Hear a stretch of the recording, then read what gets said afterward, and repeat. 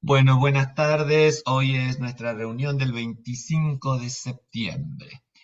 Este, bueno, no sé si alguno de ustedes ha elaborado algo, ha pensado algo que quisiera compartir en función de lo que veníamos hablando, o si releyó algo.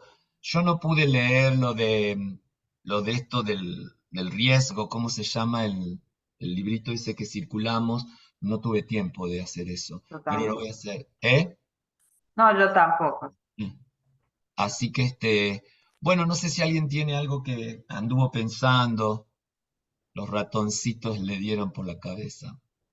No, Gustavo, Mm, bueno, ahorita estoy otra vez que retomé la escrita de los capítulos que me faltan de la tesis, ¿no? Pero estoy sacando un horario así aparte, bien puntual, responsable, de leer textos que están así. Por ejemplo, estaba revisando el texto aquel de praxis teatral y revisé ese que enviaste ahí, revisé el primer capítulo, el de Pavlovsky, ¿no? Entonces ahí me deja más preguntas que preguntas y muchas preguntas, en el sentido de que, usted sabe que una de las cosas que a mí siempre me gustó de tu propuesta de cómo se ve el público es aquel discurso a la histérica, ¿te acuerdas? Aquel Ya, discurso, y ese artículo lo tienes ahí ampliado, ¿no?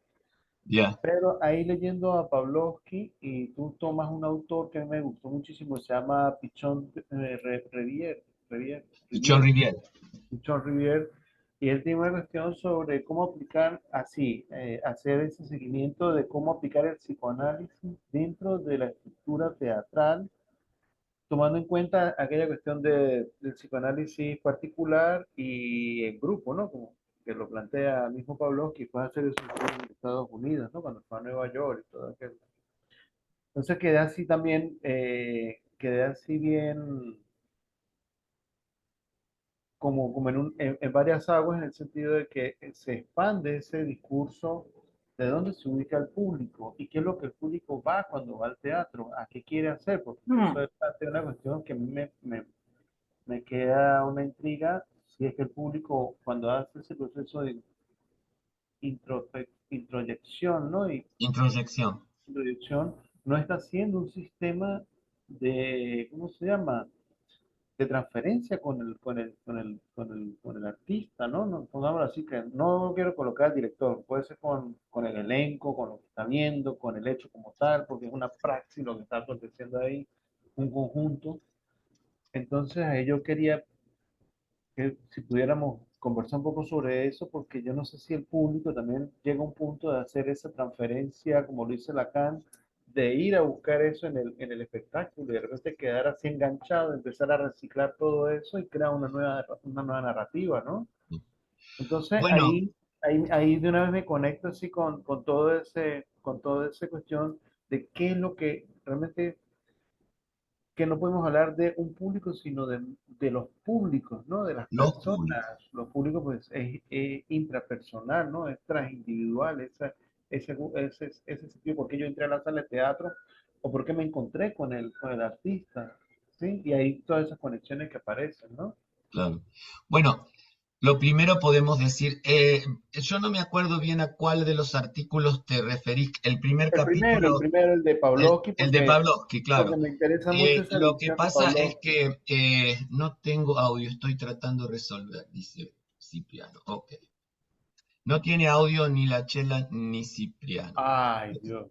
Bueno, vamos a ver qué pasa. Le tengo que poner esto. Tienes que hacer clic en Join with Audio.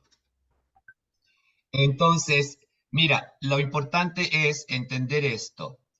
Eh, en los años 60, 70, eh, ya comienza a ver con el tema de las reacciones en Francia sobre la antipsiquiatría, que después va a ser todo lo del antiedipo de Deleuze y Guattari, pero ya en Argentina había, y en otros países, pero sobre todo en Argentina, que es un país con mucho impacto el psicoanálisis, una gran disconformidad porque es cuando es el momento en los 60 que aparece todo el tema de la izquierda, el Mm. marxismo, creación colectiva, toda una onda de búsqueda de la revolución y todo eso. Entonces muchos analistas sentían que la práctica de consultorio era muy burguesa para gente individual y para gente de dinero, bla, bla, bla. Entonces comienza con una movida, ya comienza Pichon Rivière con la movida de lo que él va a llamar la teoría del vínculo, que comienzan como las terapias grupales, que también tengo que retomar un poquito eso cuando retome algo de Boal, porque lo del teatro y lo oprimido tiene una dinámica bastante grupal, o como lo que hacía Paulo Freire a nivel de la pedagogía del oprimido. Entonces, la cuestión es que en lo que va a llevar este movimiento es sobre todo a Pavlovsky con un grupo de otros analistas que van a querer separarse de la Asociación Argentina de Psicoanálisis y sobre todo de la IPA, la internacional, el grupo Reforma, no me acuerdo cómo se llamaba, y publican como un manifiesto en el cual se plantean un trabajo más social en llevar el psicoanálisis a las zonas más marginadas, a los hospitales, etcétera. Y en ese momento obviamente se va a producir la dictadura, se tienen que ir y sobre todo Pavlovsky va a escapar, la verdad se salvó por un pelito, lo fueron a buscar, escapó por el balcón y de ahí se escondió y después logró salir a Brasil y de ahí a España. Pero ya cuando estaban todos en España, plantearon todos esos trabajos, empezaron a pensar en darle una base teórica a esos trabajos. Entonces, Pichon Rivière es un poco el punto de partida y luego ellos van a desarrollar todo, tanto la clínica, porque Pavlovsky era psicoanalista, era médico y psicoanalista, y también con los que él trabajaba, Rodríguez, y estaba todo un grupo que estaban en España. Entonces, yo lo que hice en un momento, no sé si está en este libro o no. Yo no me acuerdo. Sí, los antecedentes psicoanalíticos de la nueva dramaturgia argentina. Lo que no está acá es, a ver,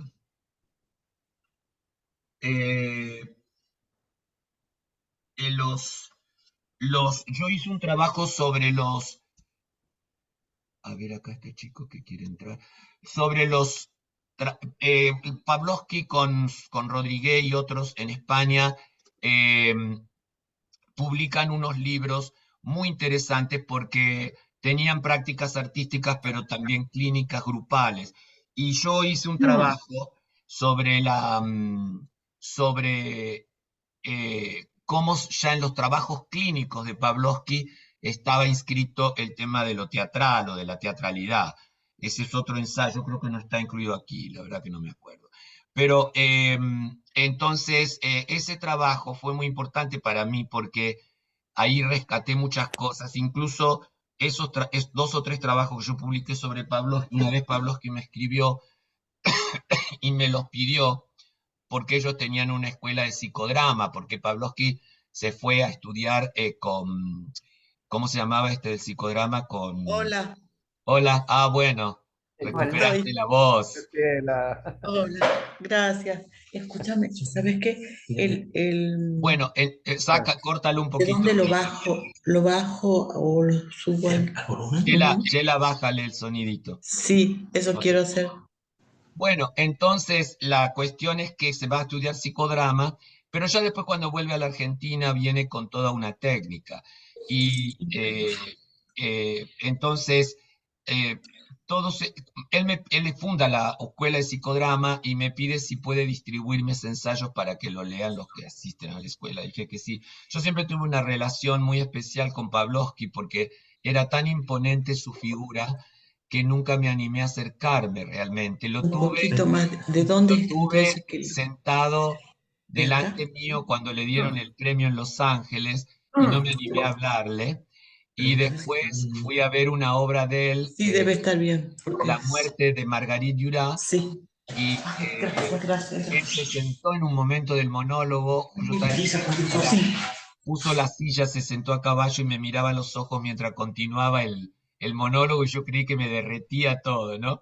Y después le dejé mi libro y todo eso, pero nunca me acerqué porque me parecía impresionante su figura, era algo muy especial.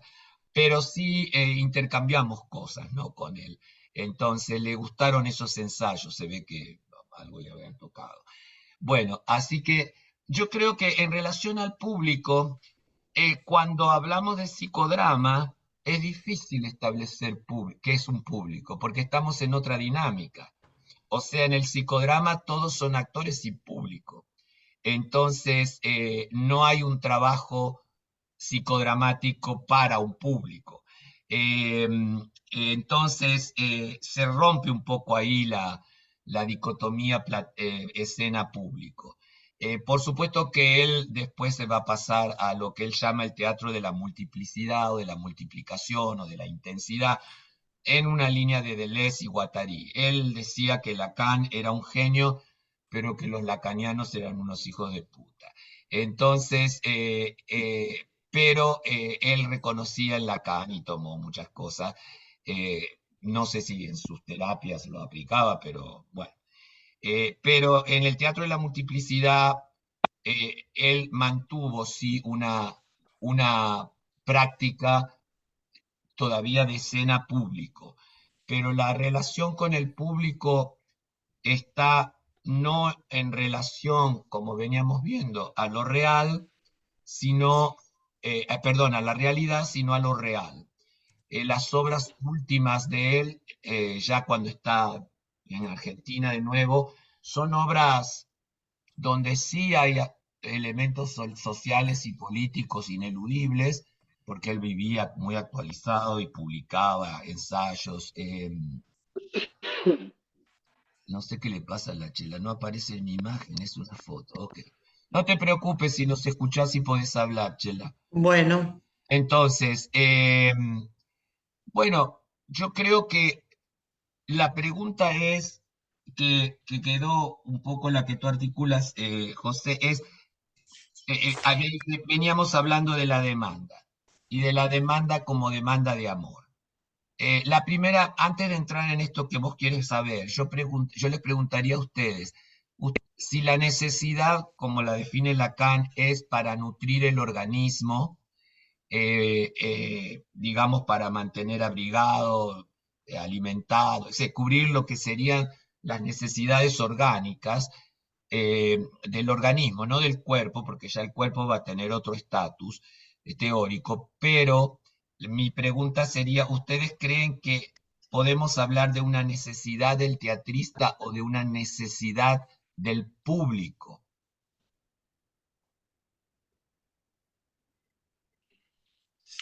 sería muy difícil de probar, de pensar eso, si no hay demanda. Ok, si no podemos hablar de una necesidad del teatrista eh, y, y no podemos hablar de una necesidad del público, entonces nos movemos al campo de la demanda. Ahí sí, el teatrista tiene una demanda, el público tiene una demanda. Y luego, entre demanda y necesidad, como dice Lacan, en esa diferencia de la articulación que algo pasa, tenemos el deseo. Entonces hoy quedamos que a lo mejor empezábamos a hablar algo del deseo. Pero primero quedémonos en lo de la demanda. Demanda, como vimos, era la demanda incondicional a un otro, ¿no es cierto? Y que era una demanda de amor para Lacan. Amor, como sabemos, para Lacan es lo que no se tiene. Entonces, el público demandaría al teatrista amor y el teatrista le demandaría amor al público. ¿Cómo leemos eso? ¿Cómo lo trabajaríamos en la praxis teatral? Sería a través de las pulsiones, ¿no? La pulsión que me lleva a la pulsión del deseo, ¿no? Sería esa. No, pero pará un poquito con el Ah, deseo. Esperemos un poquito. Eso va a venir después. Eso puede venir Gustavo, después. porque Pero pensaba que ¿cómo articularla? ¿Cómo podríamos pensar demandas de amor? Es decir, demanda de amor, recuerden que era que la madre, para Lacan, la madre, cuando la madre empieza a ir y venir y no está incondicionalmente atendiendo al niño, el niño, que hablamos del Fordá de Freud, con ese carretel se inventa un juego, justamente juego, en inglés to play es también tener, actuar, entonces, que lo hace aparecer y desaparecer, y entonces la angustia de la ausencia de la madre, la, donde él, cuando la madre desaparece, él queda como pasivo, ¿no es cierto? Él ahora toma un rol activo, que es que él hace a Piacere, ¿no es cierto?, aparecer y desaparecer el carretel. Hace aparecer y para Freud el carretel es la madre. Después para Lacan, lo podemos ver en otro momento, no es la madre. Pero eh, tomémoslo con Freud. La madre, el chico dice, bueno, ahora tengo este carretel, yo lo hago desaparecer, lo tiraba abajo de los muebles y luego tiraba con un hilito y lo hacía aparecer. Y decía, for da, porque no sabía hablar todavía. Entonces, tanto Freud, porque era su nieto, y la hija, cuando el niño decía, entendían for da, for da. Entonces, este famoso juego del for da es por la cual el niño entra en lo simbólico, ¿no es cierto? Genera un juego en el cual él ya toma un rol activo. Él hace aparecer y desaparecer el carril cuando él quiere. Y eso de alguna manera lo compensa de su impotencia frente a hacer aparecer o no a la madre. Entonces, si pensamos la demanda en este encuadre, ¿qué podríamos decir respecto del teatrista o del público? Yo lo que creo es que... ¿Se escucha? Perdón. Sí, Sí, sí. sí. Perdón, que estoy con problemas. Yo lo que creo es que hay siempre como un imaginario de quién es el otro, ¿no? Como una proyección. Y me parece que ese es un problema que me parece que desde la teoría literaria, con Eco y el lector modelo, etcétera, ha estado como muy desarrollado, pero me parece que no alcanza a dar respuesta del todo. Eh, Sobre todo en el acto presente que significa el teatro, ¿no? Y pensando también en la situación de ensayos, donde el público todavía no está, pero sí está, digamos, uno está proyectando de alguna manera un dispositivo donde va a estar el público, quién es el público, que uno imagina quién puede ser el público, y que de verdad cuando eso sucede, la respuesta siempre es otra, digamos. Me parece que hay algo de la repetición en términos de las funciones y de los ensayos, que también eso modifica y en ese sentido entiendo la frase de Lacan. Eh, Siempre hay algo que no alcanza a ser, digamos, ¿no? Siempre hay una línea de vínculo con el otro que termina siendo, bueno, eso que no se tiene, digamos, ¿no? No Eh, hay relación sexual. no hay relación sexual y me parece que quizás, yo también me anticipo un poco con lo que dice José, digamos, ¿no? Hay algo de Sí, ese tú ya te deseo metiste con la repetición y eso nos lleva a lo real y a la claro, pulsión. exactamente, Van a ser pero sí el club de las el, pulsiones. el club de las pulsiones, José, voy a visitarte. No, Yo pero creo, sí me parece que, me quedo pero con sí, tu primera parte, Cipriano, que es con el tema sí, del claro, imaginario. Con el del tema del imaginario, imaginario, porque la que demanda yo además, está en el claro, campo de lo imaginario. yo, Sí hay yo un otro. sí, yo incluso en un momento dado reconozco que, por ejemplo, en mis primeros espectáculos imaginaba un público concreto, con nombre y apellido. Claro, Hasta que en un momento... pero mira, acá eh, em, en la demanda, como lo vimos recién con este niño, el niño no está imaginando al otro. Claro, Ahí estamos, me parece que en lo que vos decís estás poniendo al otro como objeto. ¿Qué claro. es lo que vos esperás como teatrista de tu práctica teatral? Es decir, ¿por qué demandas hacer teatro y no dedicarte a otra cosa? ¿Qué es cuando haces teatro? ¿Qué es lo que esperas? ¿Qué es lo que demandas? Y demandas incondicionalmente. Sí, eso ha ido cambiando en mí. O sea, si es una pregunta personal, ha ido cambiando. En algún momento la respuesta más rápida es cierto reconocimiento, digamos, Claro. del trabajo y de lo que está haciendo, ¿no? Pero de verdad, quizás en la madurez, eso ha ido cambiando. Sigue habiendo la necesidad de reconocimiento, pero ya no es eh, del reconocimiento público como estaba antes, digamos, ¿no? Empieza a haber más como la búsqueda de interlocutores precisos. Antes sí, me parece que en la juventud había como el deseo de, bueno, nada, que te reconozcan, que te vaya bien, Bueno, que, lo que vos decís ahí, viste, después vamos a entrar, claro, porque Lacan entra el claro, deseo por la teoría de Hegel del claro, reconocimiento. claro. O sea, el reconocimiento no estaría en el campo de la demanda. Ah, Entonces, mira, seguimos otra vez en el en campo el del campo del amor, deseo, en el claro. campo del amor. Demandarle Ajá, algo, la demanda, luego, si lo ponemos en el caso analítico, es el paciente va a primero, va a una consulta porque tiene un malestar, obviamente, claro. y cree que el analista sabe lo que le pasa. Sujeto supuesto saber del analista. Cree. Entonces hay una demanda de saber, una demanda como la de amor, ¿no es cierto?, de contención incondicional. Entonces, en el caso del teatrista, ¿cómo funcionaría todo eso? Yo no lo sé, no te creas que te estoy haciendo una pregunta retórica, No, no, no, yo no, no no, no, tengo la no, no, respuesta. no, no, yo tampoco lo sé del todo, pero sí me doy cuenta que en algún momento de mis procesos personales imaginaba un público concreto que era el que yo quería eh, Mm.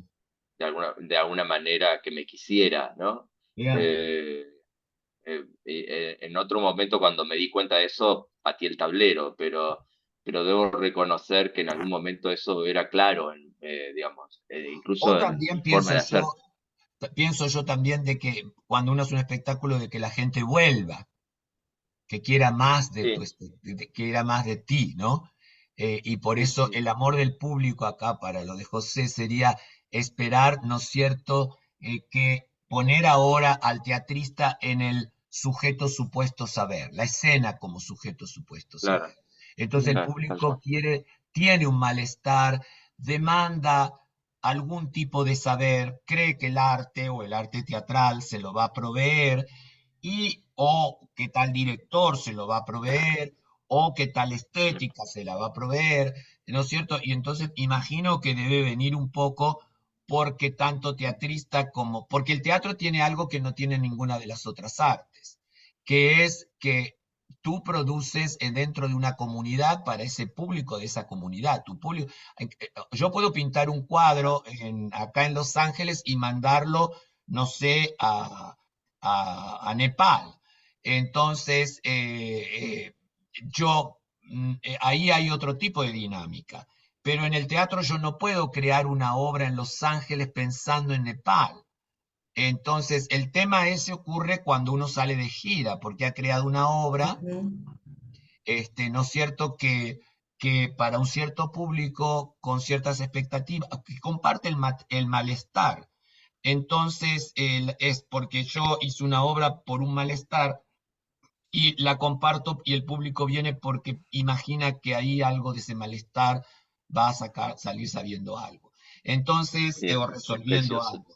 Entonces, yo creo que luego está el otro caso que siempre pienso en algunos dramaturgos argentinos como estos que fueron a Alemania, ¿no es cierto? Y entonces tienen Claro. becas, elaboran un proyecto allá y lo traen a Buenos Aires o a la Argentina, y bueno, por ahí adaptan, no sé, pero ahí hay como un montón de temas para tratar, ¿no? Sobre la demanda. Pero me parece que tiene que ver con el malestar, ¿no? Sí, Está buenísimo, está buenísimo. sí. Ahí me resultó muy adecuado en el artículo que leí específicamente en el libro sobre demanda, la relación tan estrecha con la capacidad de poder armar una palabra, de poder tener un fordá, de adquirir un fordá me parece una cuestión absolutamente vinculante entre ambas actividades. Ya. ¿Cuál, El, es, el, el Fordá, el Fordá, el artista, como vos bien decís, juega, ¿no es cierto? Y elabora un Fordá. Eh, puede hacer aparecer o desaparecer al público.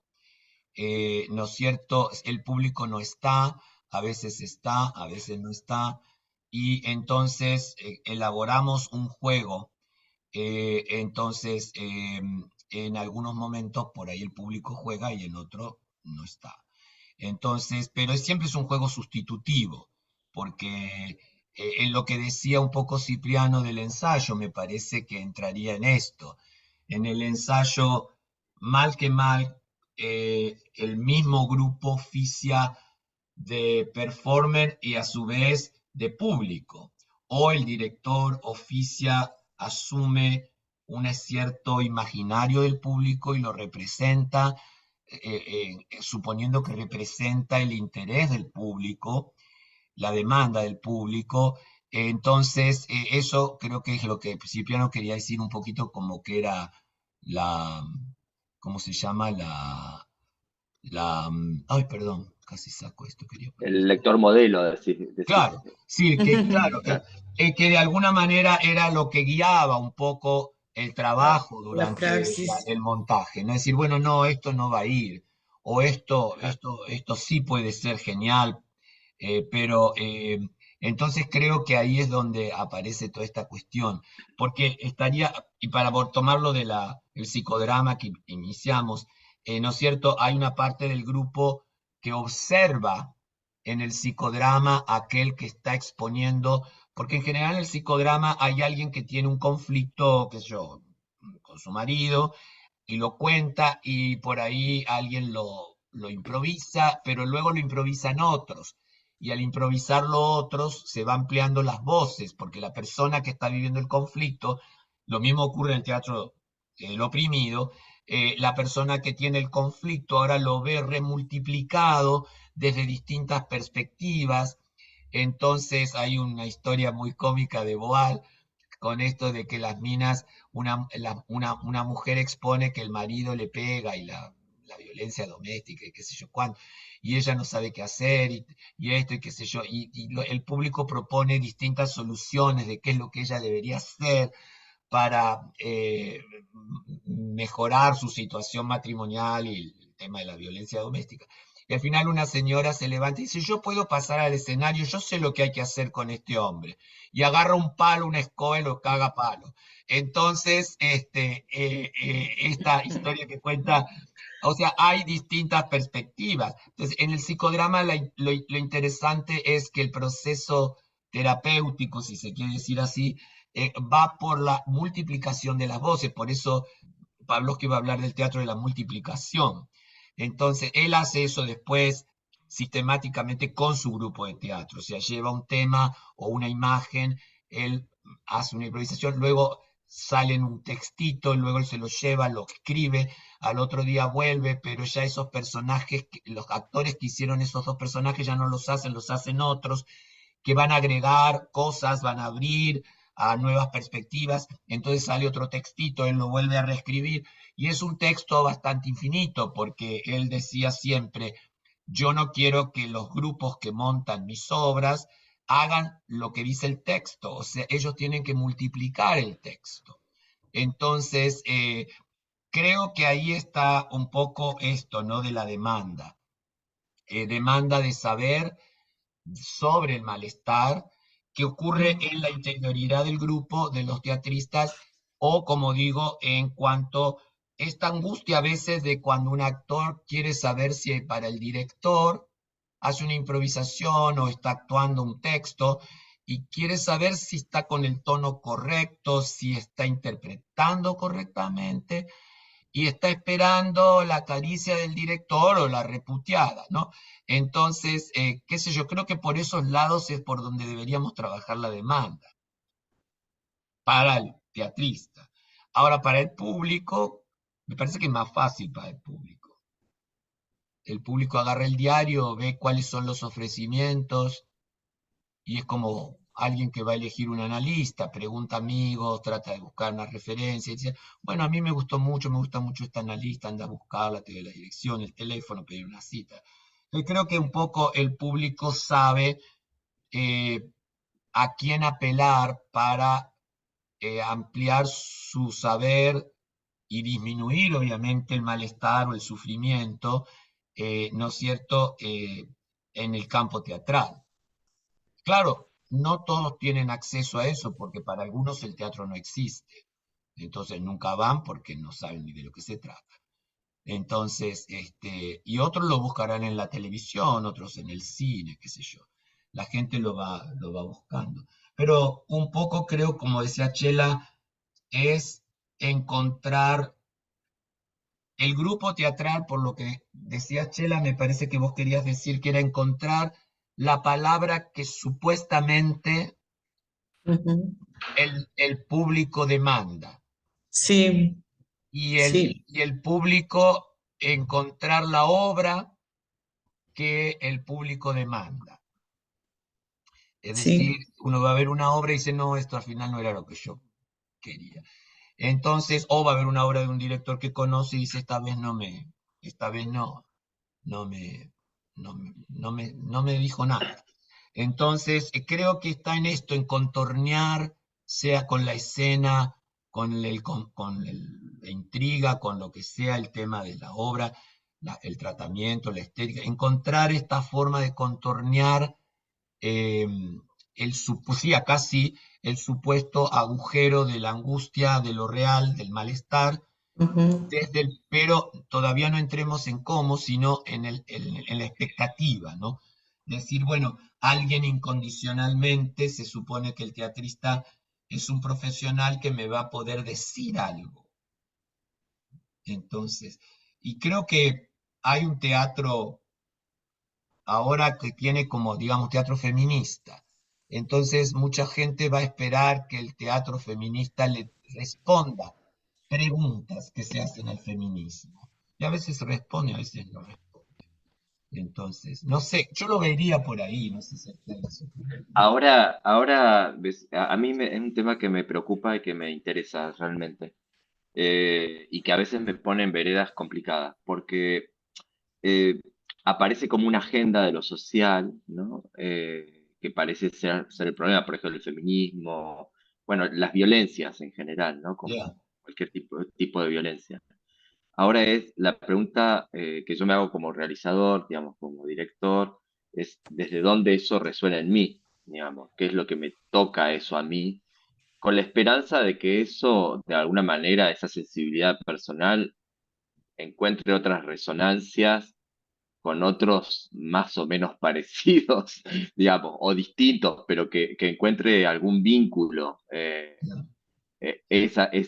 Me gusta esta idea que hablas para una comunidad específica. Ujú. Realmente me interesa A eso. mí Lo de la también, comunidad Eh, específica, a mí lo digo por también. el tema de que el inconsciente es transindividual.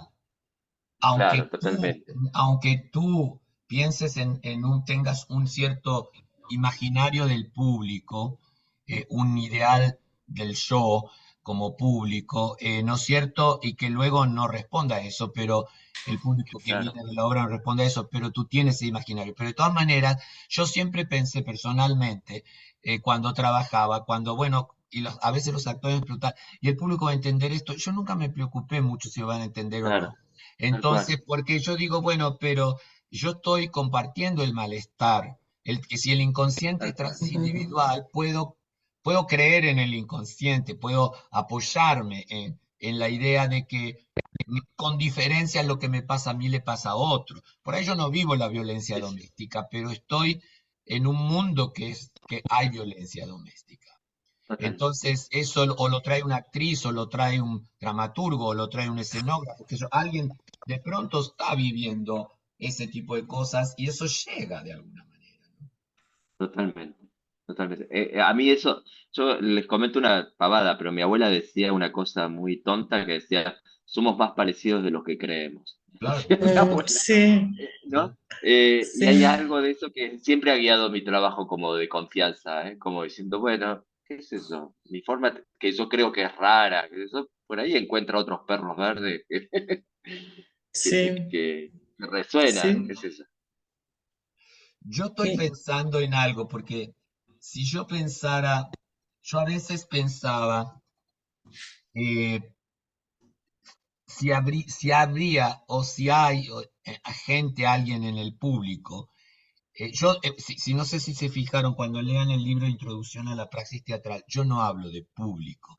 Cuando digo cada uno de los miembros del público.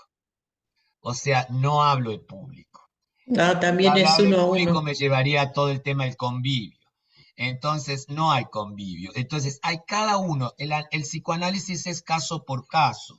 Entonces, yo espero que va a haber una multiplicidad de lecturas, de sentidos, de interpretaciones, como quieran llamar.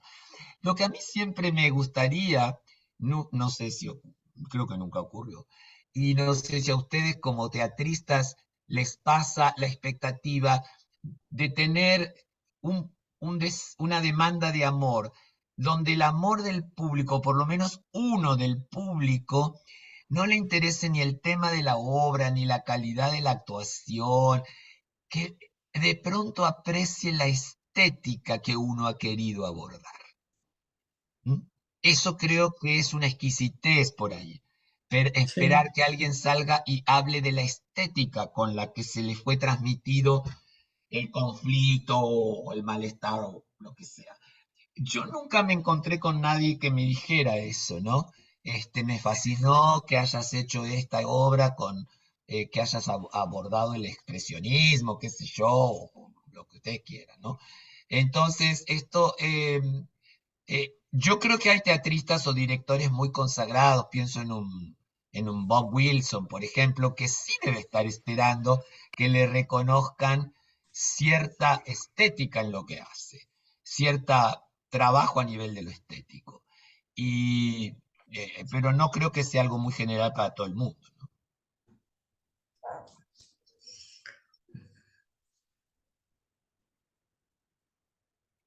Luego, hay otras demandas, tomando algo de lo que dijo José en otras reuniones, la demanda de sobrevivir con el teatro,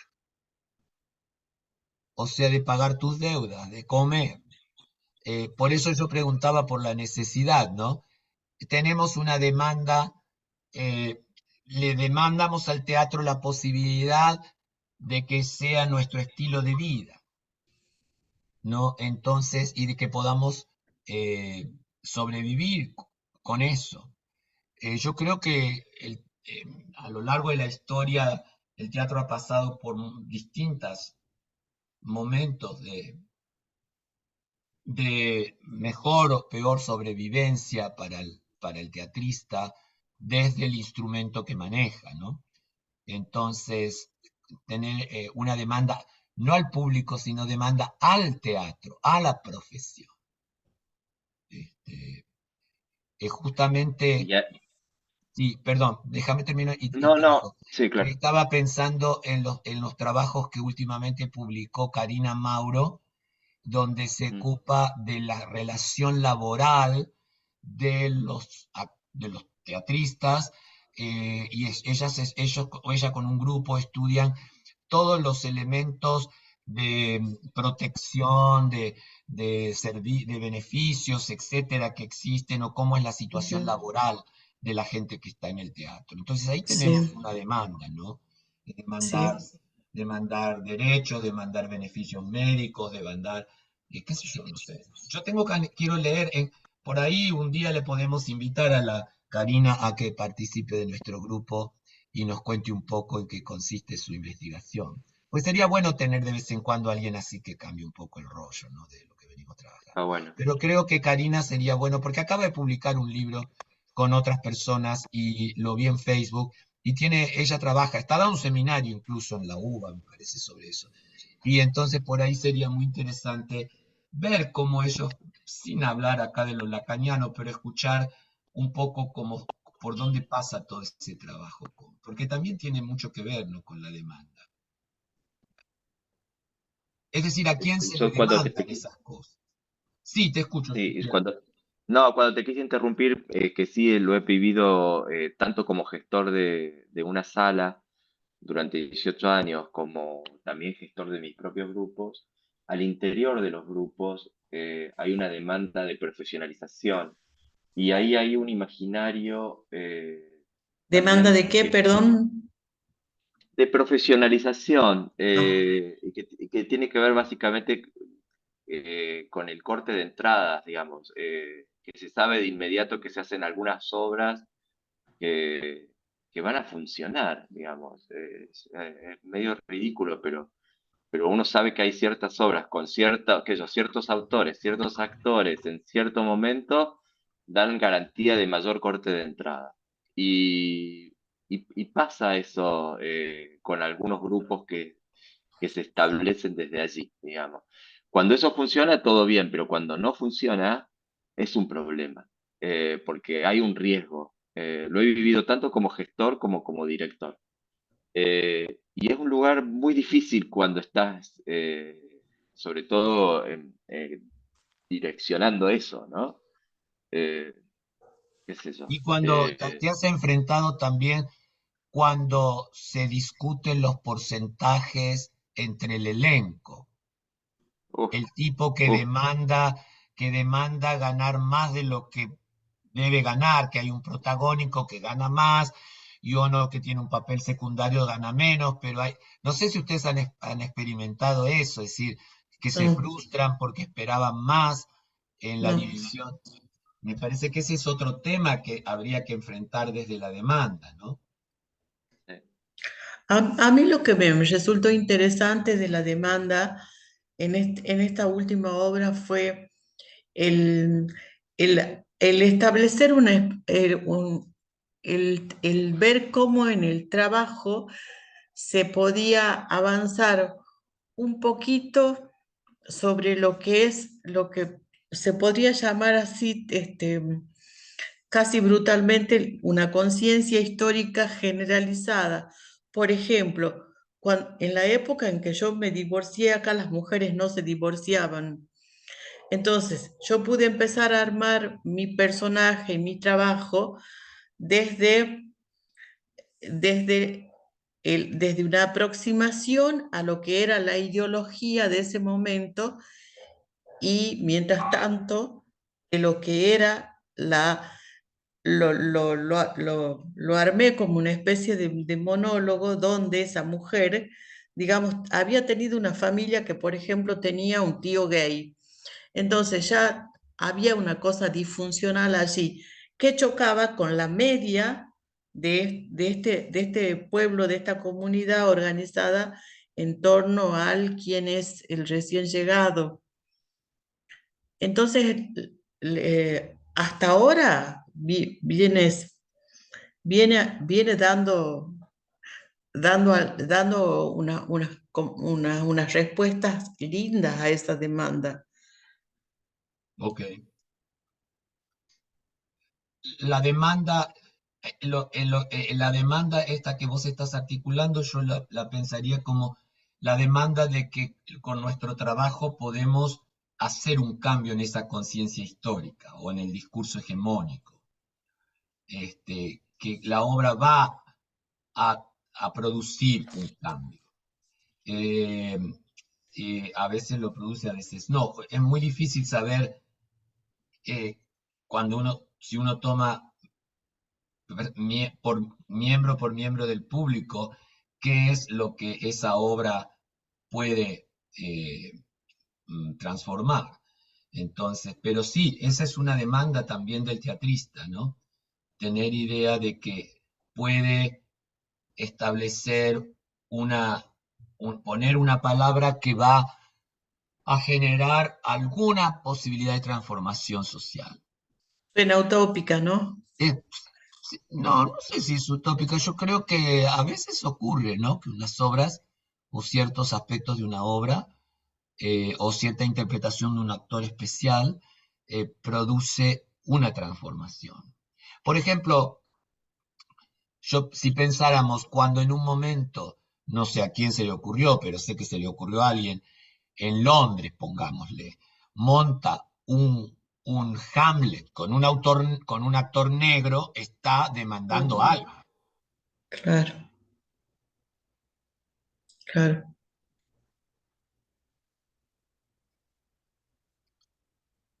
Ahí está. Está demandando algo. O sea, ¿qué está demandando? Porque poner un negro en el papel de Hamlet, creo que es explícita la demanda. Está Sí, demandando una comprensión sobre lo étnico, racial, está demandando un público más diverso, vaya a saber qué está demandando. Pero esa movida es una movida de demanda. Sí, porque regularmente la demanda también es individual o con lo que estoy buscando también en el colectivo, ¿no? Como en el caso que estaba hablando ahorita Cipriano, dice, bueno, lo hago porque, bueno, porque estoy buscando a mí mismo, tengo otros intereses, pasó mucho tiempo y todo este negocio. Pero también, por ejemplo, la demanda, como están, en este momento están hablando, que es precisamente cómo se conecta ese director ese impulso de ese teatrista dentro de lo que donde él se está moviendo en lo cotidiano.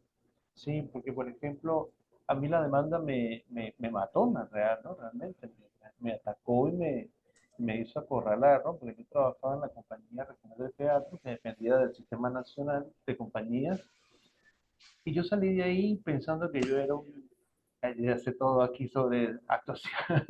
Sí, era el actor que trabajó no sé cuántos años y siempre estábamos en gira y todo aquello.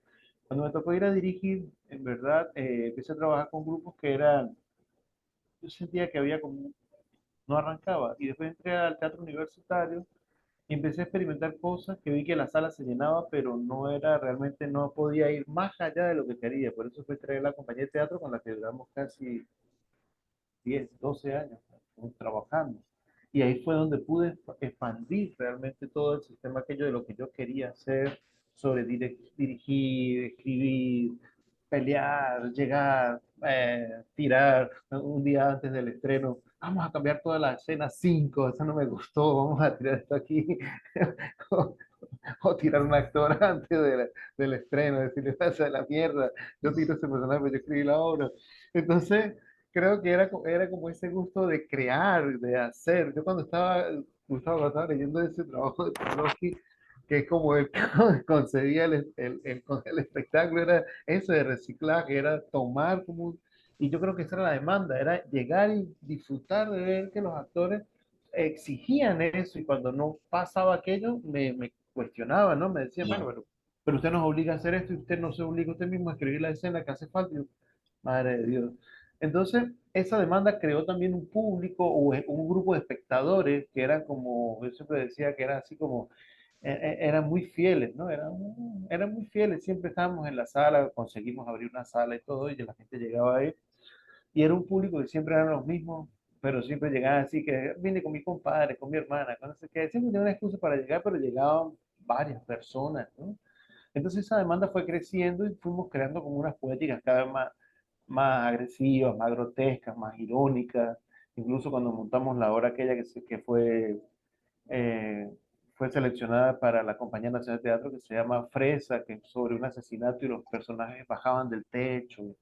Y era así, yo pienso que esa es la obra más sádica que yo escribí alguna vez, y la gente le gustaba ir a esa obra, y yo decía, no, pero es que hay una parte que yo no comprendo de la obra, que yo la escribí, pero hay una parte que no, o sea, no terminaba de entender, pero el público le gustaba, no era la comprensión del texto en esas partes, sino era cómo era la dinámica de los televisores y cómo se mueven los actores, bajaban y subían del escenario, y las performances de ellos eran muy fuertes.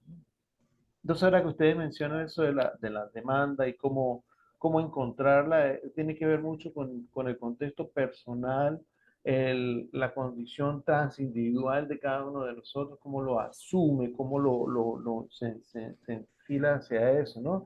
Porque no simplemente podemos quedar como el teatro de sobrevivencia, pero también es un teatro para expandir muchas cosas que están en el inconsciente medio y se abren, ¿no? De que en el inconsciente se tira todo y no sé cómo aparece eso ahí sobre el escenario, de Bueno, repente aparece, y apareció como en la última hora mía Yorick diciendo, gritaba así, ¿no? Vieja hija de puta, ¿saben de dónde está, no? Entonces yo decía, ¿por qué escribí eso, no? Cuando empezó la obra, pero bueno, ya estaba ahí. Pero era un gusto, era un gusto, era voy a volver con la palabra, Cipriano, era una pulsión que hace que yo cree esa demanda, ¿ves? vos marcaste varias cosas. Sí, Una es lo que hablábamos antes, o sea, cuando hablaste de la poética. Un artista que quiere tener una poética. Yo, por ejemplo, una de mis críticas a la creación colectiva de los años 70 era que la demanda era, no, era, el teatro era instrumental, porque la demanda era política, era hacer la revolución anticolonial y desayunar a la gente de cómo la ideología le marcaba la vida y todo eso, cuando uno lee todos esos manifiestos de los 60.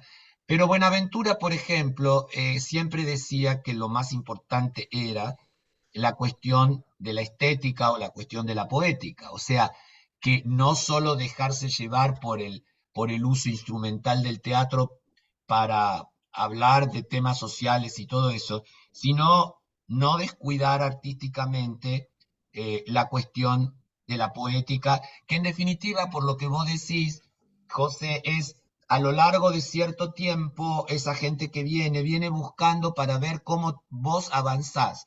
Por un lado, con tu poética, porque ya hay claves. La gente ya tiene un pacto contigo, porque lo que estoy imaginando ahora, que cuando uno hace eso, crea como un otro, ya un otro que es el de tu público contigo, que ya no es el otro general que va al teatro, no es el público, vaya a saber quién es. Sí, cuando a lo largo de, yo siempre, nunca he podido hacer eso porque nunca tuve la posibilidad de tener un grupo fijo y poder armar una poética, pero yo envidiaba un poco eso en ciertos artistas. Si uno lee los trabajos de Cantor, por ejemplo, Cantor avanza, ¿no es cierto?, sobre lo que le interesa a él, porque realmente él está muy involucrado con tratar de contornear su angustia, su agujero. Brecht es Brecht trata de balancear su demanda profesional y poética con la demanda política del momento. En Cantor no lo veo tan así. Cuando leo los trabajos de Cantor me parecen maravillosos, pero es como un rollo personal de él. Por supuesto que creó su otro, porque así como dice José, tuvo un público al que fue con algunas personas del público con las que hizo una conexión, estableció este lenguaje, un lenguaje que es ese otro propio de Cantor y de la gente que iba a ver las obras de Cantor, que por ahí no entendía nada, pero iba a ver qué había hecho Cantor después de la última obra. Entonces, esa es una cosa muy importante, ¿no? La demanda, creo que ahí es donde se dividen las aguas, porque si nosotros pensamos de los textos de la creación colectiva de los años 60-70, muchísimos publicados en la revista Conjunto de Cuba, que era la líder de la revista de ese momento, ¿no es cierto? Ninguna se, se ha montado de nuevo. Nadie ha montado eso. Porque le faltaba toda la parte estética. La única que se monta, y por razones arqueológicas y políticas, es Guadalupe años 50 de la Candelaria, que tuve la posibilidad de verlo. Y es una obra media envejecida, media esquemática, pero ya la creación colectiva fue un blef, porque justamente no se preocuparon de esta demanda, de la demanda propia de lo artístico o de desarrollar una poética. Entonces el teatro quedó simplemente como un discurso más posible para participar de un debate social que no era teatral. Entonces, me parece que un artista no puede me parece no caer en el narcisismo total de quedarse encerrado en tu propia poética, como me parece que un poco hace Cantor, pero obviamente logra tener un impacto. Entonces, yo creo que en Brecht eso está más balanceado y qué sé yo, por ahí es algo que uno no podría descuidar, ¿no? Yo, la verdad es que siempre hubiera querido decir, bueno, después de esta obra voy a pasar a otra en la que quiero avanzar sobre temas que me preocupan a mí estéticamente y ver, pero eso yo nunca lo pude hacer.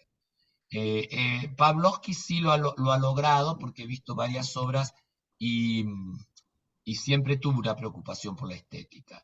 Entonces, Gustavo, te hago una pregunta, porque me viene mucho, una vez hablando con Eugenio Barba, él me decía que le criticaban a él, hablando de las demandas, ¿no? Le criticaban de que sus obras se parecían.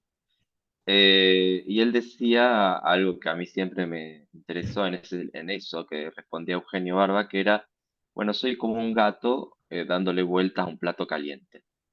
Eh, y mi pregunta es una pregunta hacia vos, digamos, que yo no he visto tus obras, pero también es una autopregunta y una pregunta a todos. ¿No hay algo de ese plato caliente que se repite, digo, más allá de la poética? yo creo que sí, porque si lo quieres llevar al campo a través de lo real, hay un Claro. real que está afectando y que hay que ir contorneando, como es inefable, como no hay palabra que lo pueda decir, lo vas buscando a través de distintas obras. Ese plato caliente está siempre, es el plato caliente de lo real, de la compulsión a la repetición, pero que lo vas planteando, que te va llevando a nuevas posibilidades de establecer, como diría Lacan, esa cuarta cuerda, porque como artista uno partiría del nudo borromeo, eh, lo imaginario, lo simbólico y lo real, ¿no es cierto? Los tres anillos. Si uno saca un anillo se cae todo. Entonces, al final Lacan se da cuenta de que todos tenemos los anillos medio desarreglados. Entonces, cuando va a Joyce, se da cuenta que Joyce, en el extremo de una posible psicosis, logra elaborar un cuarto nudo con una especie de anillo agregado, que es lo que él llama el sintón. Entonces, yo creo que uno va con el plato caliente a lo largo de una trayectoria, los anillos real, simbólico, imaginario se van descolocando de cierta manera y uno va cada tanto haciendo un cuarto lazo o nudo para mantenerlos juntos y eso es lo que va a hacer la variación. Ahora, puede ser que haya 2 o 3 obras seguidas donde estás trabajando sobre el mismo síntoma, no avanzaste, no hubo una cosa que descolocara como para que te llevara a pensar que tienes que anudarlos de otra manera. Pero no te olvides que, como decía Lacan, el problema es lo incurable, porque ese plato caliente es lo incurable. ¿Mm? Entonces, lo que hacemos es ver cómo nos sostenemos con eso cada tanto. Entonces, los vamos ajustando los otros 3 con una cuarta cuerda o nudo o anillo, ¿no es cierto? Pero siempre apalabrándolo o parloteando, como va a decir al final, parloteando de distinta manera. Y creo que sí, ahí es como que hay una especie de, por un lado, la repetición, pero no te olvides que Lacan dice, la repetición, la verdadera repetición que la exige, y esta compulsión a la repetición nunca da el mismo relato, digamos. Nunca es igual, siempre tiene una diferencia. Eso lo trabajó más también Derrida, ¿no? Con la diferencia. Lo real se inscribe, pero no se inscribe siempre igual. La que se inscribe siempre igual es el automatismo, es el automaton, ¿no es cierto? Lacan dice, es el retorno de los signos. Eso es todo igual, siempre viene todo igual. Pero la repetición, lo real, real, la compulsión a la repetición de lo real, es siempre con diferencia. Entonces ahí tenemos, creo, otro campo interesante para pensar, ¿no? No siempre en una trayectoria de un artista se puede ver en Picasso. De pronto Picasso tiene, que yo, 4 o 5 años el periodo azul, y de pronto se le Sí, ocurre y pasa el cubismo y tiene unos cuantos años, hasta que al final sale el cubismo. Si de pronto hay un salto, pero ese salto creo que nos retorna otra vez al inconsciente transindividual. Yo lo diría que lo que ha pasado es que se barajaron las cartas de la realidad política, social o lo que fuera de otra manera, y ya él se dio cuenta que con el cubismo no podía responder a eso, no podía palabrar lo que le pasaba. Entonces empieza a buscar otra cosa. Eso se puede seguir bien en Cantor, a veces porque los ensayos fueron escritos. También en Grotowski, ¿no? Hay un poquito de eso, es decir, cómo se va reacomodando de acuerdo a lo que pasa.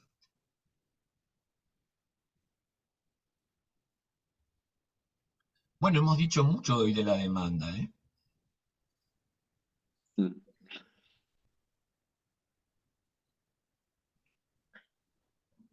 Sí, porque, Gustavo, para ir ya como retomando ahí ese, porque ese punto de conexión, precisamente eso es lo que crea la poética, ¿no? Ya. Esa conexión es lo que crea la poética, porque uno dice, bueno, pero es que esto parece como una obra de, y efectivamente es una obra de, ¿sí?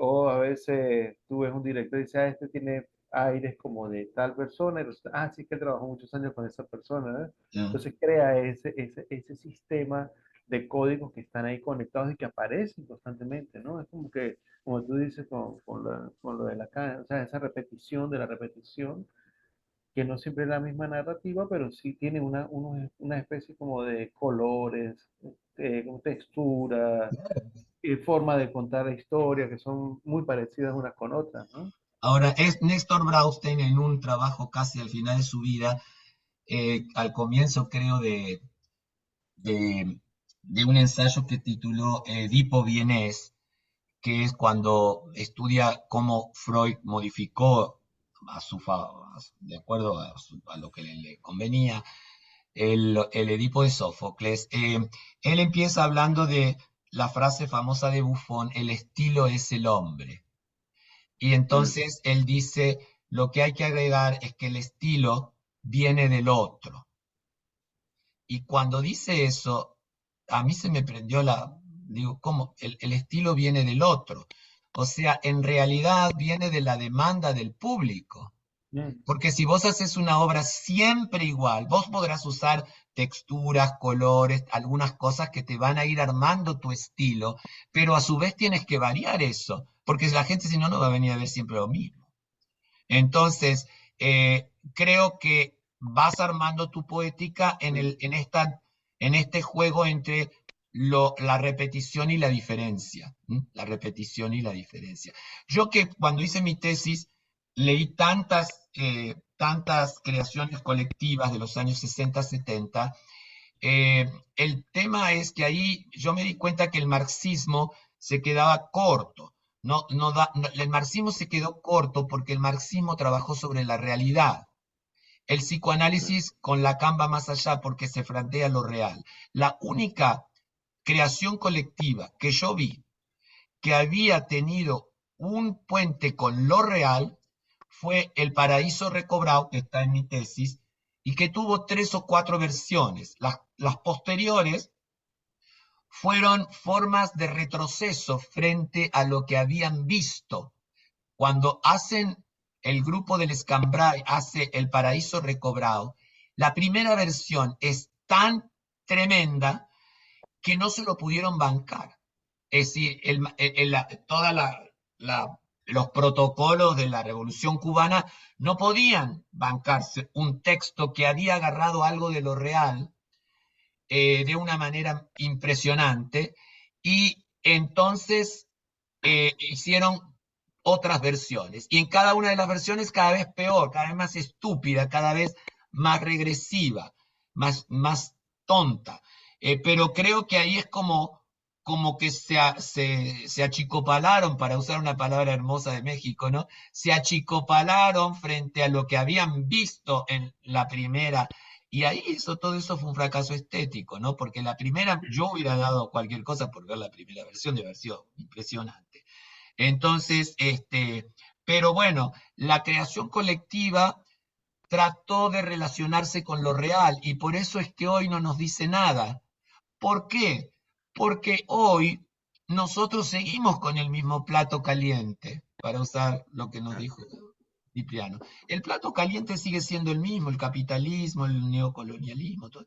Entonces, Eso pensaba pero, justamente. pero como no se fue hacia lo real, se quedó en la representación de la realidad, eso ya no sirve para nada. Nadie puede montar una obra de esa, porque esa realidad ya desapareció.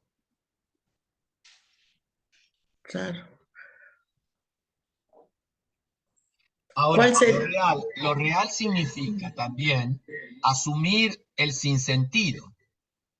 O sea, lo Claro, real es la emergencia del Sí, sinsentido. sí, totalmente. Y la gente se vuelve loca, se angustia frente al sinsentido.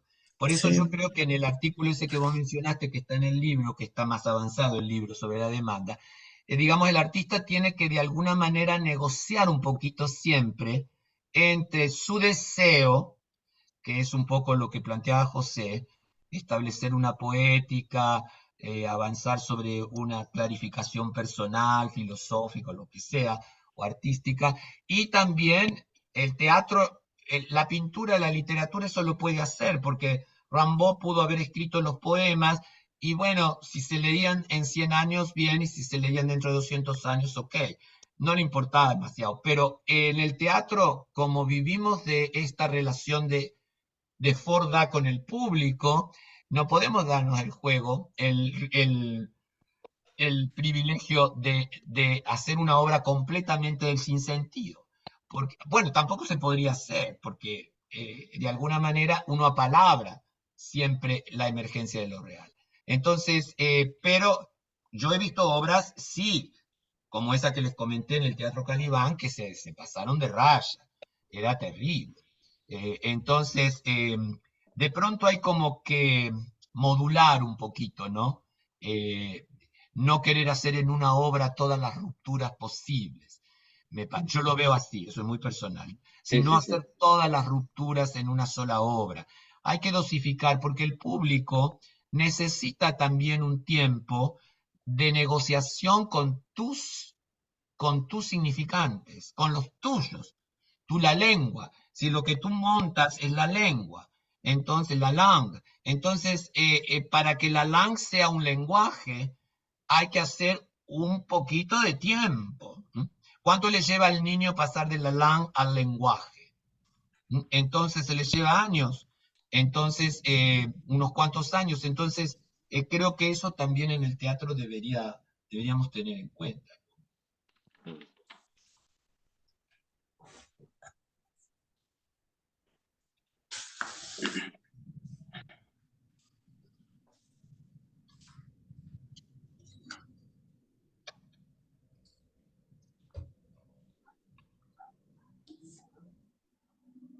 Yo lo que pienso, Gustavo, de lo que estábamos hablando, es como muy fuerte que es la cuestión del otro, ¿no?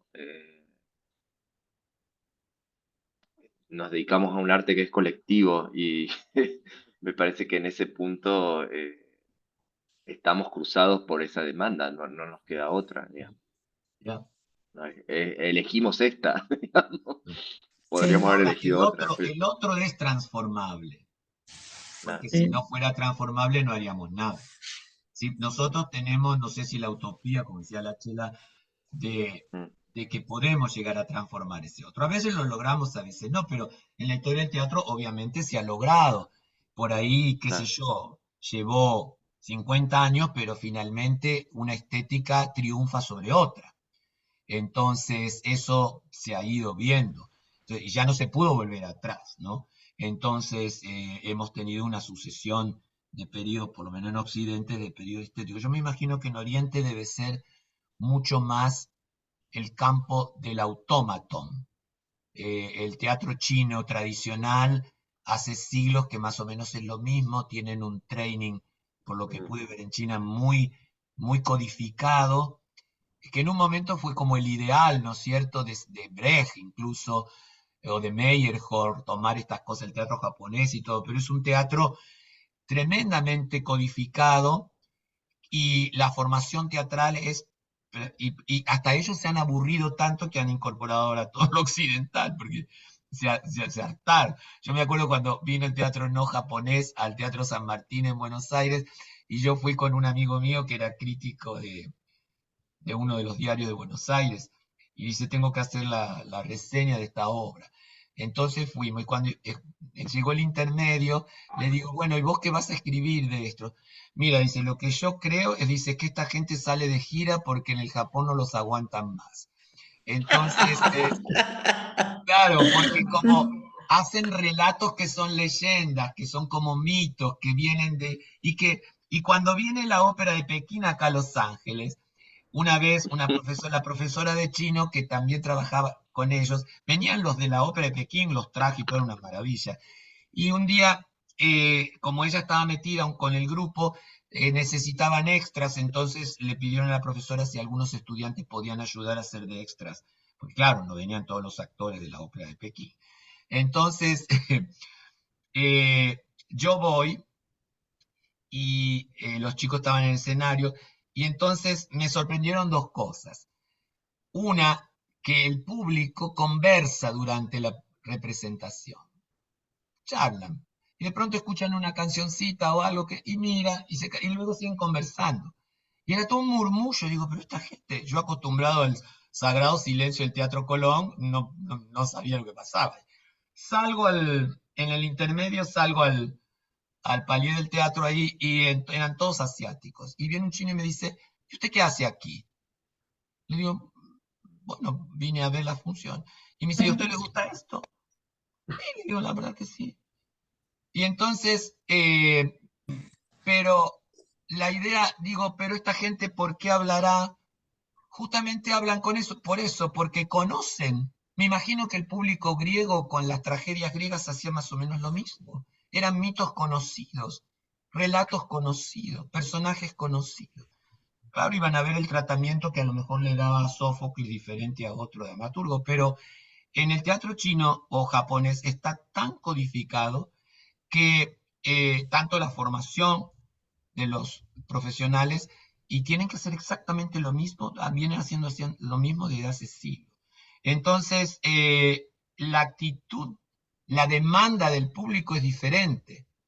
No digo que sea un entretenimiento, es como un encuentro, probablemente, imagino yo, con ciertos ancestros culturales, pero a los que no hay que prestarle completa atención. Nosotros vamos a ver una obra, estamos pendientes de una palabra, de lo que va a ser el personaje, de lo que le va a decir, de lo que no le va a decir, para desde dónde va a ir. Pero en el otro no, porque te perdés 10 minutos y luego te reenganchas porque ya sabes cómo venía la mano. O ya viste eso 25.000 veces. Entonces, ahí como que hay distintas cosas, ¿no? Pero creo que ahí sí es el regreso de los signos, son siempre los mismos signos, el autómato, ¿no? La repetición como repetición, retorno de los signos. Creo que ahí se ve bien lo de la carne.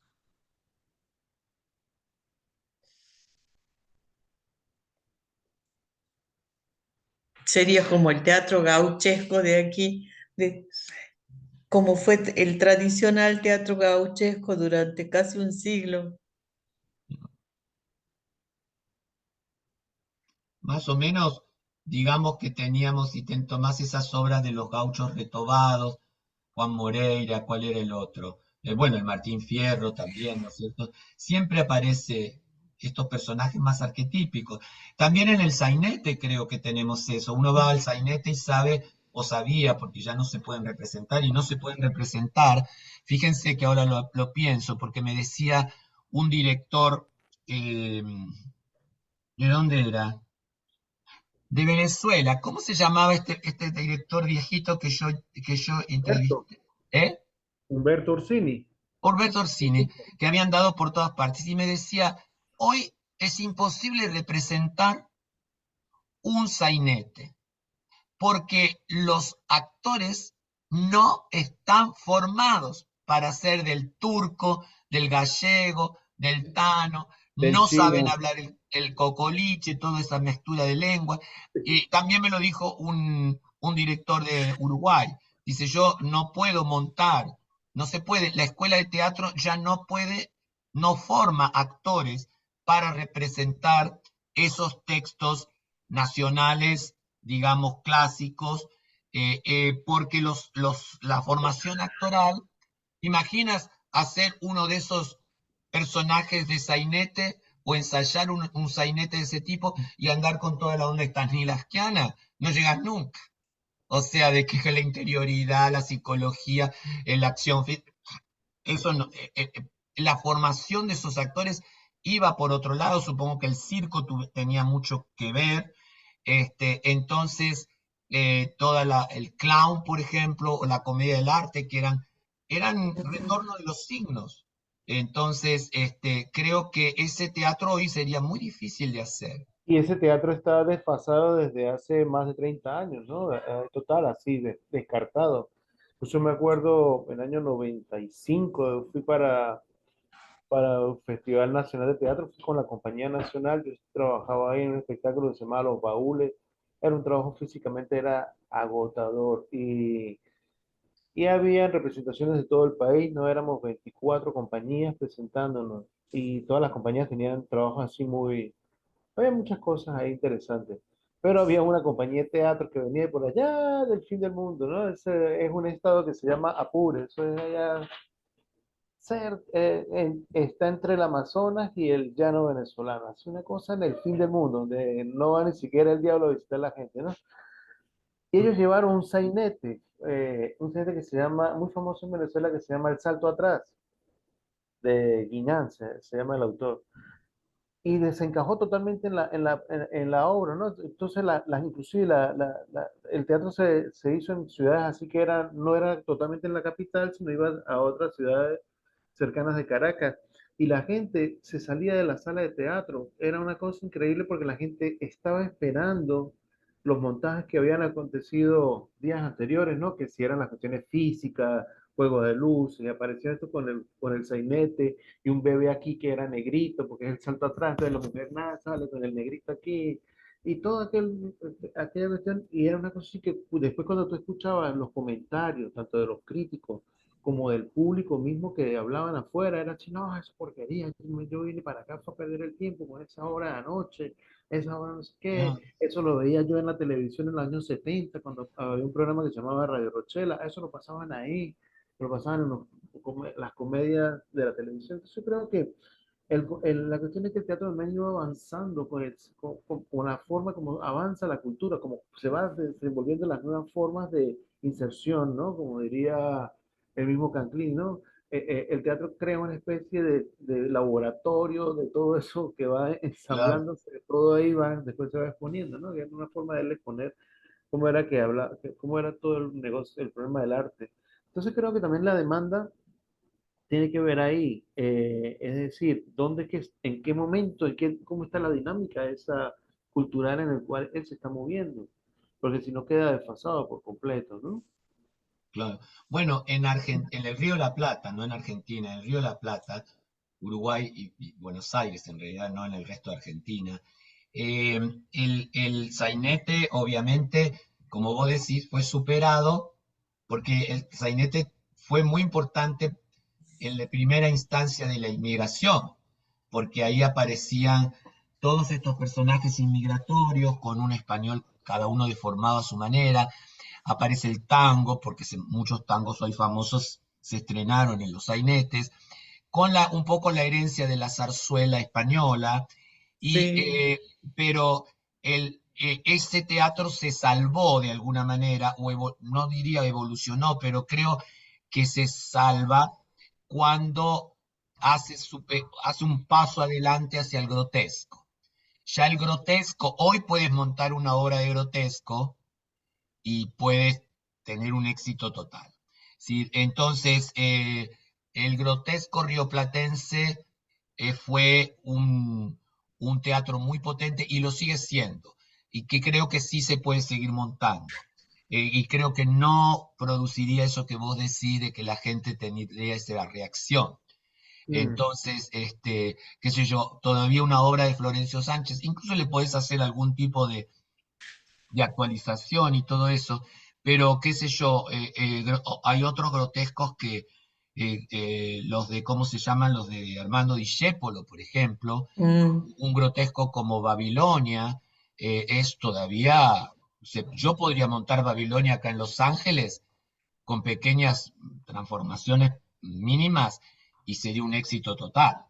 Este escenario dividido en tres niveles, con los sirvientes abajo, los ricos arriba, el crimen, el abuso sexual de los ricos hacia las muchachitas de la cocina, etc. O sea, ahí hay una cantidad, el tema lingüístico, el tema del exilio, el tema de la inmigración, está todo en ese sainete, entonces es un sainete maravilloso. Entonces, pero hay otros también de Armando Discépolo, algunos probablemente yo siempre soñé y tenía siempre escrita, la tengo escrita, una apuesta que yo quería hacer de una obra de Florencio Sánchez.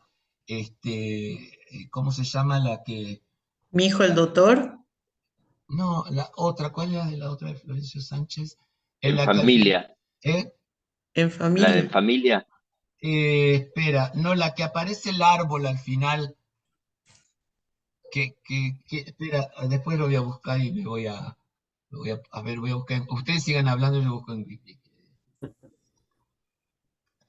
No, porque mi hay, hijo mi hijo el doctor también en este momento, imagínate, que ya no tiene demasiada singularidad social ni política la, Sí.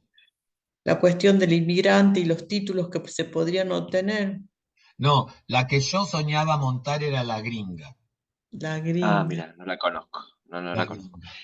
Yo pensaba también, Gustavo, de esto, tanto lo que decía José como lo que decís vos, que también hay, por lo menos en el Río de la Plata y en Argentina, una tradición de la actuación, porque uno puede rastrear alguna continuidad, si se quiere. Estoy pensando en los trabajos de Bartiz y de cómo Bartiz ha generado, por ejemplo, en la gente de mi generación, que hay un montón de actores que de alguna manera también recuperan esa idea de actores del Río de la Plata y que podrían ser rastreados también eh, en el grotesco, ¿no? En el grotesco criollo incluso. Y que hay algo interesante, creo yo, de ese juego entre el cuerpo, la palabra, la intensidad de la palabra, que inclusive en el mismo Pavlovsky se podía ver, Ya. ¿no? Y entonces también pensaba que hay algo de la tradición que va también formando, estoy pensando en la demanda del buen actor o de la buena actriz, ¿no? Que empieza a formar también una idea de qué es un buen actor, una buena actriz. En el Río de la Plata yo lo veo claro, digamos. Cuando uno ve quiénes son los actores convocados a las grandes puestas, a los teatros nacionales, eh, son todos que de alguna manera tienen algún vínculo con esta línea bartisiana, no necesariamente Bartiz, pero alguna línea bartisiana, digamos, ¿no? Yo Y creo que que eso ahí uno lo puede rastrear. el plato caliente ahí, que viene desde Sí, hace mucho, es Pepino el 88. claro, ni hablar, Y ni hablar. En México es Cantinflas. Claro. Entonces, Cantinflas lo Sí. ves en la Verónica Castro, por ejemplo, cuando hacía ese programa Ah, de entrevistas, era el cantinflismo de la Verónica hablando, porque era hablar para no decir un carajo. Y me acuerdo cuando la entrevistaba a la María Félix, era una maravilla ver claro. el floripondio, pero ella tenía, y luego se hizo una, no sé si Carla la viste, cuando se hizo una telenovela que fue lo más increíble que he visto de Televisa, que fue el Premio Mayor, porque estaba uno que hacía de Huicho Domínguez, y todo era en una línea del cantinflismo, del circo, del sainete, de todo eso. Yo no sé cómo los actores hoy mexicanos se relacionan con eso, pero ahí hay una línea, ¿no?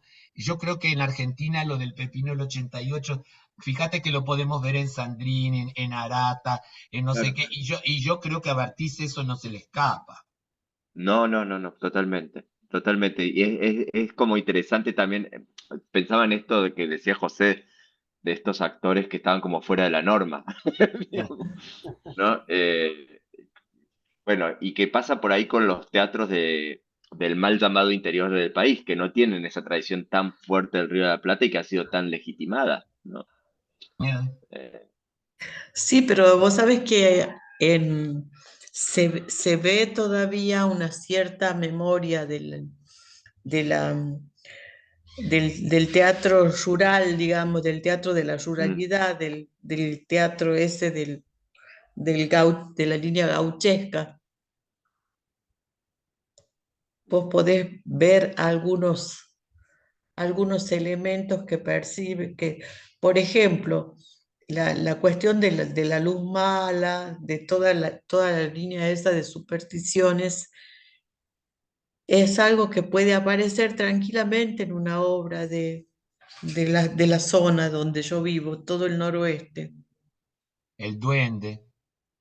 Sí, También en el resto, por lo menos en el norte del país, eh, también han quedado muchos residuos de los teatros, no sé, por ahí en Venezuela o países como Perú, Colombia, que han tenido mucha impronta, o México, mucha impronta colonial, que hay todavía una especie de pervivencia de- del teatro religioso, ¿no?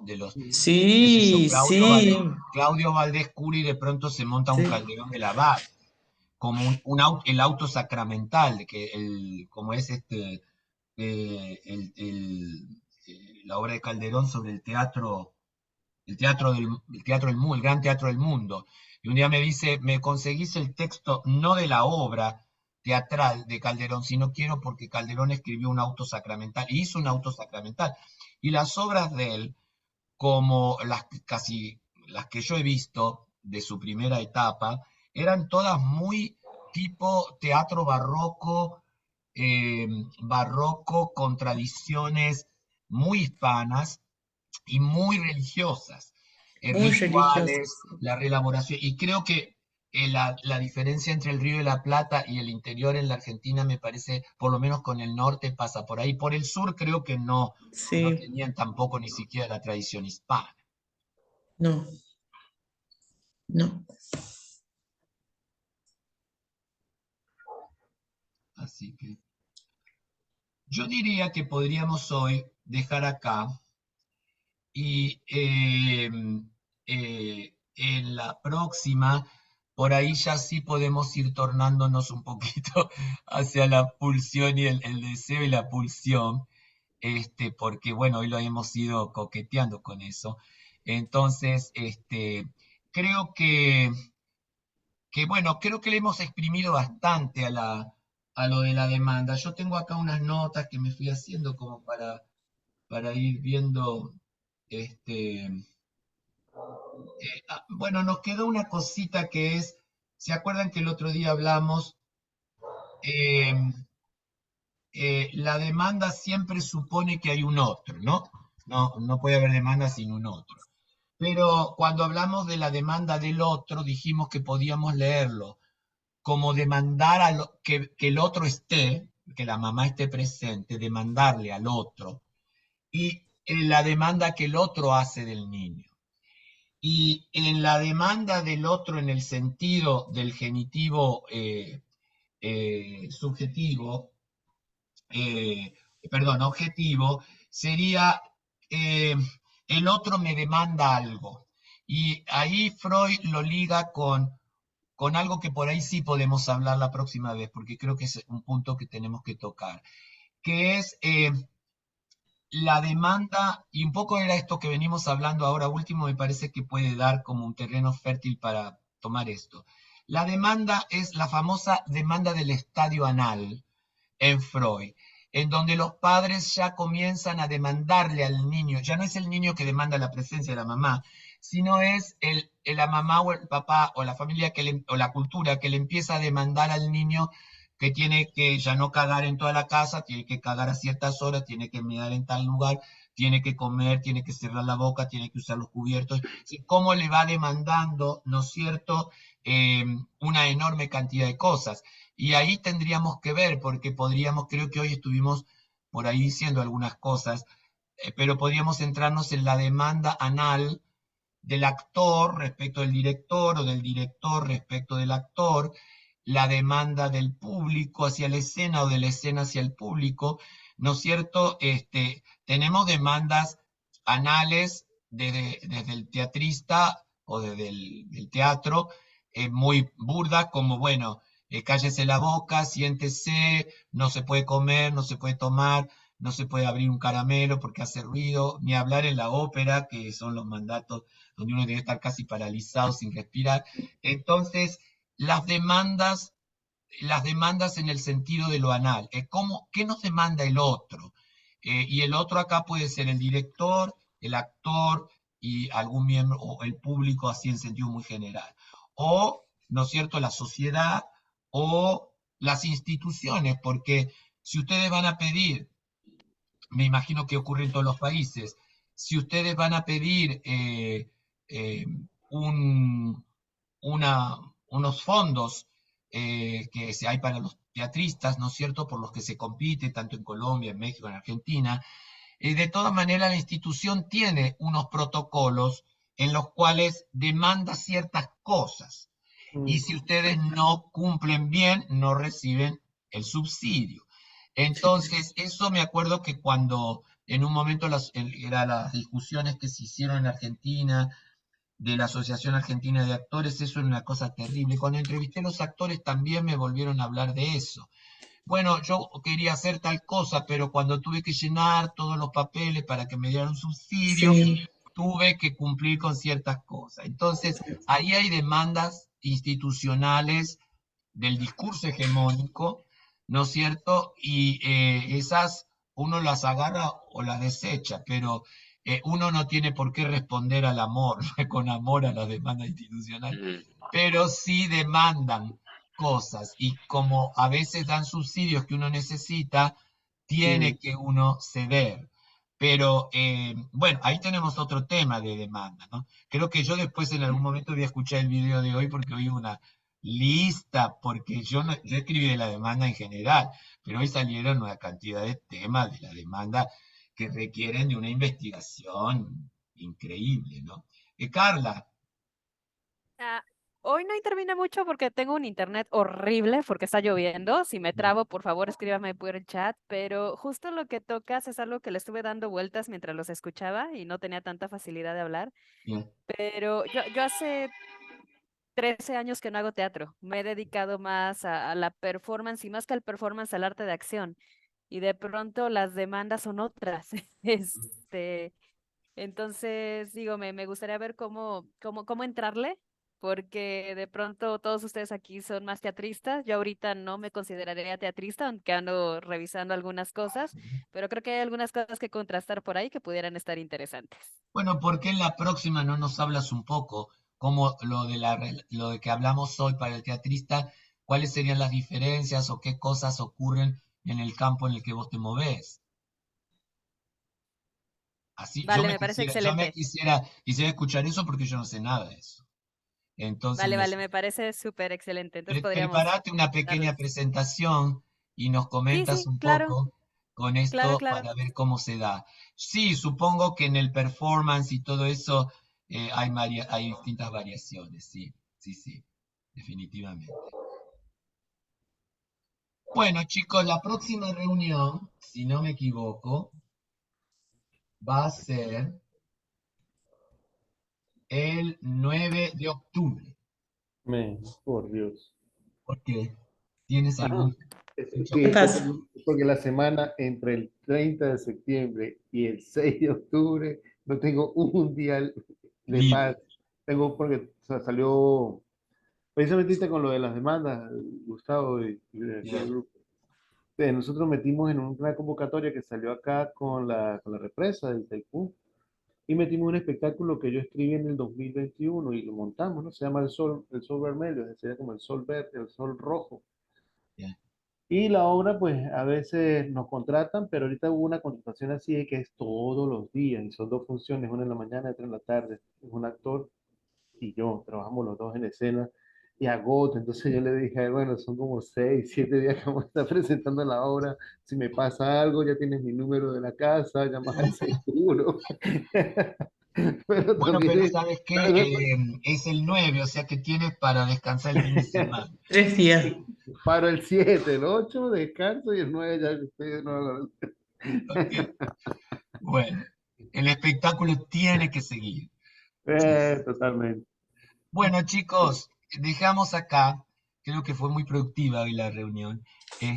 Entonces, Muchas gracias. cuando entremos en el deseo, la cosa nos va a llevar un par de reuniones o más porque el deseo se las trae. Entonces, Porque el deseo que, el deseo se las trae. El ah, deseo, y sobre todo en Lacan, en Freud no tanto, en Lacan el deseo tiene distintas formulaciones, ¿no? Entonces vamos a tratar de ir tomándolas de a poquito para ver cómo podrían permitirnos ver cosas en nuestro métier. Así que bueno, nos vemos entonces 9. el el día 9. 9. Perfecto. Pásenla lindo, Gracias. que les vaya bien con Gracias, las Gustavo. Un funciones. Que abrazo. estén muy bien. Chau, chau, Carla. Entonces, Abrazo. en la Chao. próxima te Chao. escuchamos con tu propuesta. Si me quedan Excelente, funciones, vale. hablaré con ustedes. Ok. Si me quedan Adiós. funciones. Chao, Silvia, Chau, chao, chicos. Graciela, Chau, chau. Carla, Chao, chao. Sandra, Gustavo, chao. Gracias.